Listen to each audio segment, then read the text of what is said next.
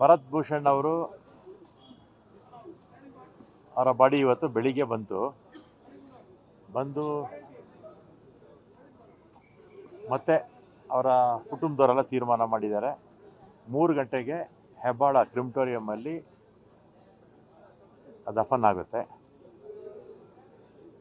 ಮತ್ತು ಅಲ್ಲಿ ಮಂಜುನಾಥ್ ಅವರು ಶಿವಮೊಗ್ಗಕ್ಕೆ ಬೆಳಿಗ್ಗೆ ಫ್ಲೈಟಿಂದ ನೇರವಾಗಿ ಮಂಜುನಾಥ್ ಅವ್ರನ್ನ ಶಿವಮೊಗ್ಗಕ್ಕೆ ತಗೊಂಡೋಗಿದ್ದಾರೆ.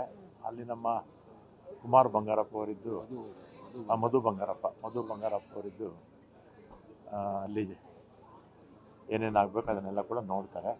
ಮತ್ತು ನಾನು ಕೂಡ 3 ಗಂಟೆಗೆ ಹೆಬ್ಬಾಳ ಒಂದು ಕ್ರಿಮಿಟೋರಿಯಮ್ಮು ಅಲ್ಲಿಗೂ ಕೂಡ ಬರ್ತೀನಿ. ಆಗಿರ್ತಕ್ಕಂಥದ್ದು ಅತ್ಯಂತ ದುಃಖಕರ ವಿಚಾರ. ಇನ್ನು ಚಿಕ್ಕ ವಯಸ್ಸು, ಕೇವಲ 41 ವಯಸ್ಸು. ಮತ್ತು ಅವರ ಮನೆಯವರು ಮತ್ತು ಅವರ ಮಗ ಅವರ ಎದುರಲ್ಲೇ ಈ ಥರದ ಘಟನೆ ನಡೆದಿರ್ತಕ್ಕಂಥದ್ದು ಅತ್ಯಂತ ದುರದೃಷ್ಟಕರ. ಮತ್ತು ನಾವೆಲ್ಲ ಕೂಡ ಅವರ ಕುಟುಂಬದ ಜೊತೆ ಇದ್ದೀವಿ ಅಂತೇಳಿ ಮತ್ತು ಈ ಥರದ ಘಟನೆಗಳು ಮರುಕಳಿಸ್ಬಾರ್ದು.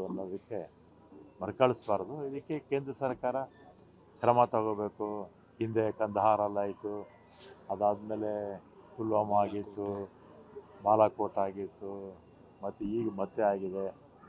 ಮತ್ತು ನನ್ನ ಅಭಿಪ್ರಾಯದಲ್ಲಿ ಮಿಲಿಟರಿ ರಿಕ್ರೂಟ್ಮೆಂಟ್ಸ್ ಆಗ್ತಿಲ್ಲ, ಕಡಿಮೆ ಆಗ್ತಾಯಿದೆ. 1,80,000 ಜನ ಕಡಿಮೆ ಆಗಿದೆ.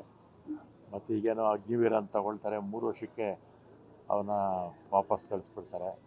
ನಮ್ಮ ಮಿಲಿಟ್ರಿ ಇನ್ನೂ ಬಲ ಮಾಡಬೇಕು, ಇಂಟೆಲಿಜೆನ್ಸ್ ಬಲ ಆಗಬೇಕು. ಈ ಥರದ ಘಟನೆಗಳು ಮುಂದಕ್ಕೆ ನಡೀಬಾರದು.